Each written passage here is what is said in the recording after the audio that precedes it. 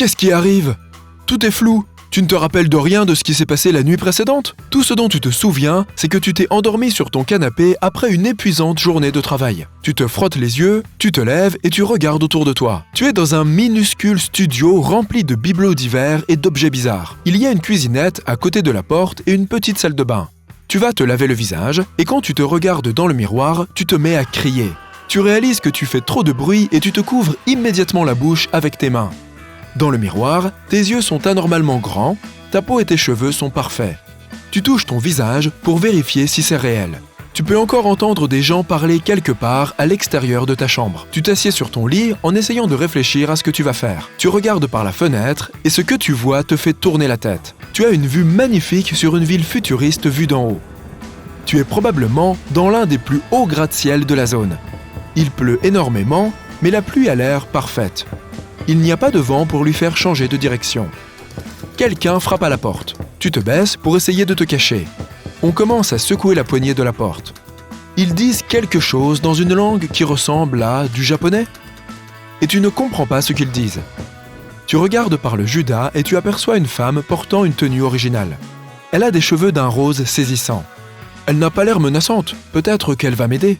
Tu essayes de déverrouiller la porte, mais tu n'y arrives pas. Et puis, la femme défonce la porte. Elle fait irruption dans la pièce et renverse quelques objets au passage. Tu voles à travers la salle et atterris sur ton lit. Elle entre, tout en continuant à te parler. Tu essayes d'être attentif, mais des lignes et des chiffres bizarres flottent autour de sa tête et te distraient. La femme s'arrête alors et, à en juger par son intonation, te pose une question. Mais tu ne réponds pas. Elle se met en colère. Ses yeux changent de forme et sa bouche est grande ouverte. Elle te prend la main et court dans les couloirs du bâtiment. Toutes les pièces se ressemblent dans ce couloir bien décoré. Il y a une fenêtre au bout du couloir, et pas d'escalier. Rien n'est logique. Elle passe par la fenêtre en te tenant toujours la main, et s'envole au-dessus d'un abîme pour atterrir sur un autre toit.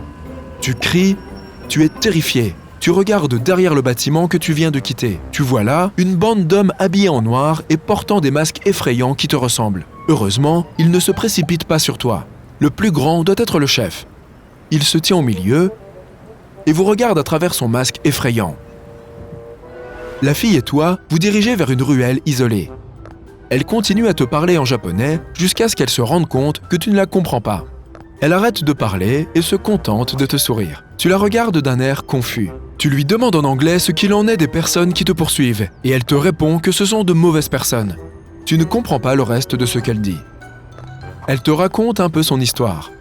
D'après le peu que tu as compris, elle a grandi dans la rue et a dû survivre avec des restes de nourriture. Au bout d'un moment, elle a commencé à faire des missions pour différentes personnes afin de gagner un peu d'argent. Mais maintenant, elle est l'une des pickpockets les plus connues de toute la ville. Tu es perdu. Tu ne sais pas pourquoi tu la suis ou si elle te dit la vérité. Tu lui parles, mais elle te comprend à peine. Quoi qu'il en soit, tu es coincé avec elle jusqu'à ce que tu trouves un moyen de t'échapper. Tu arrives sur une place bondée où se trouvent de nombreux stands de cuisine japonaise traditionnelle. Toi et la fille essayez de vous fondre dans la masse. Tu ne sais toujours pas où tu vas. Toute cette nourriture délicieuse fait faire des bruits bizarres à votre estomac. Mais soudain, tu remarques que plusieurs hommes masqués te suivent. La fille tient ta main fermement et t'entraîne avec elle. Ils sont maintenant devant vous et essayent de vous encercler. La fille ouvre une bouche d'égout et vous y descendez. Tu t'étouffes avec la puanteur insupportable et tu vois qu'il y a des rats partout. La fille te conduit à travers un tunnel étroit et tu te retrouves dans un endroit qui ressemble à un minuscule appartement. « Nous sommes en sécurité ici pour le moment », dit-elle. Tu te rends compte que tu commences à comprendre ce qui se passe ici. Tu t'assieds pendant qu'elle verrouille la porte et regarde dans certaines caméras. Les hommes n'arrivent pas à trouver l'entrée de sa cachette. Elle pousse un soupir de soulagement et se détend. Elle explique que tu es celui qui va les mener à la victoire. Tu es l'élu. Tu lui dis que tu ne sais pas qui tu es ni comment tu es arrivé ici. Elle est confuse et réalise que tu dis la vérité. Mais il est trop tard pour que tu partes. Les hommes connaissent déjà ton visage. Ils ne te laisseront pas tranquille. Elle explique qu'il y a un groupe de personnes que tu dois rencontrer, mais ils se trouvent assez loin. Dans la matinée, vous continuerez votre voyage. Le lendemain, elle te prépare un bon petit déjeuner et vous partez. Pendant la journée, il est plus sûr de voyager. Il y a trop de gens aux alentours qui pourraient témoigner s'il vous arrivait quelque chose. Alors, elle adopte la stratégie de se cacher à la vue de tous. Tu montes dans un chariot tiré par une créature qui ressemble à une vache. Peu de temps après, tu entres dans une forêt. Les arbres sont grands et leurs feuilles larges. Le sol de la forêt est sombre, mais couvert de centaines de fleurs colorées. Vous arrivez à l'endroit où vous devez quitter le chariot et continuer à pied. Alors que vous avancez dans le fourré, vous apercevez des créatures magiques qui marchent et volent autour de vous. Enfin, vous atteignez votre destination. C'est une jolie petite cabane qui semble déserte. Mais la fille frappe à la porte d'une manière spécifique et la porte s'ouvre.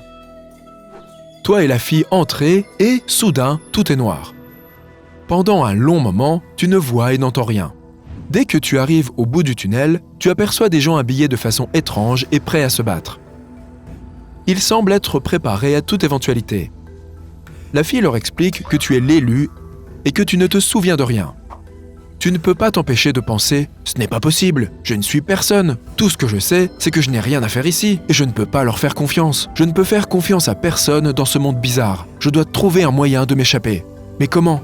Tu regardes autour de toi. Une femme dans un coin sombre, portant une capuche sur la tête, semble comprendre ton monologue intérieur. Tu maintiens le contact visuel avec elle. Tu ne peux pas détourner le regard. C'est comme si elle était dans ta tête.